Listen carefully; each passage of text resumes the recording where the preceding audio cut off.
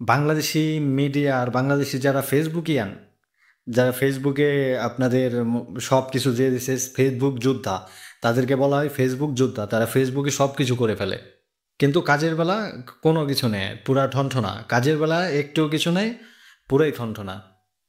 তারা ফেসবুকে এরকম লাফালাফি, তারা ফেসবুক। আর যে মিডিয়াগুলি আছে বাংলাদেশের লোকাল মিডিয়া, তাদের কথা আর কি বলবো। তারা কি, তাদের যে নিউজ আছে, নিউজের হেডলাইন যে থানবেল বানায় ইউটিউবের, সেটার মধ্যে কি কি লিখে দেয় বাপরে! মোদিজির বিরুদ্ধে যুদ্ধ ঘোষণা করে দিছে, আর থালাপাতি বিজয় একজন শের, সে শিকার করার জন্য আসছে।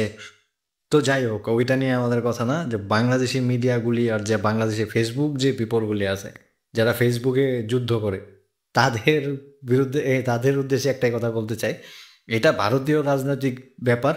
আপনাদের দেশে এখন যে অবস্থা দেখতেছি, সেইটাও বেশি ভালো না। আগে নিজেদের সব কিছু ঠিকঠাক করেন, তারপরে অন্যদের নিয়ে মাথা ঘামাবেন।